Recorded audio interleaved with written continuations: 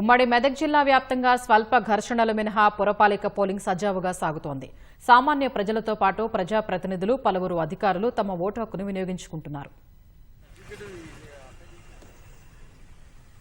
ఉమ్మడి మెదక్ జిల్లాలో ఓటింగ్ ప్రశాంతంగా జరుగుతోంది. మెదక్ మున్సిపాలిటీలోని 18వ వార్డులో కలెక్టర్ రాహుల్ రాజు దంపతులు తమ ఓటు హక్కును వినియోగించుకున్నారు.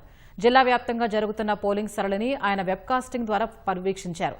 సబ్ కలెక్టర్ ఉమాహారతి సంగారెడ్డి జిల్లా నారాయణఖేడ్ 2వ వార్డులోని ప్రభుత్వ ఉన్నత పాఠశాలలో తన ఓటు వేశారు. 9వ వార్డులో నారాయణఖేడ్ ఎమ్మెల్యే పట్లోళ్ల సంజీవరెడ్డి సతీ సమేతంగా వచ్చి ఓటు హక్కును వినియోగించుకున్నారు. సిద్దిపేట జిల్లా హుస్నాబాద్ మున్సిపాలిటీలోని 3వ వార్డు నవభారత్ పబ్లిక్ స్కూల్లో కుటుంబ సమేతంగా మంత్రి పొన్నం ప్రభాకర్ ఓటు వేశారు. ప్రతి ఒక్కరూ ఓటు హక్కు వినియోగించుకోవాలని ఆయన విజ్ఞప్తి చేశారు.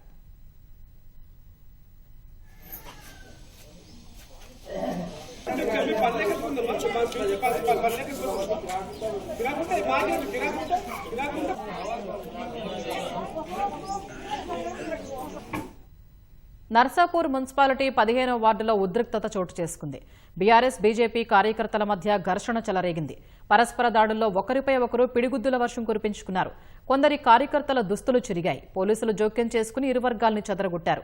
రామాయంపేట 7వ వార్డులో బీజేపీ, కాంగ్రెస్ వర్గాల మధ్య ఘర్షణ జరిగింది. బీజేపీ నాయకులు డబ్బులు పంచుతున్నారని కాంగ్రెస్ కార్యకర్తలు ఆరోపించారు. పోలీసులు కలగచేసుకునే వివాదం సద్దుమణిగేలా చేశారు.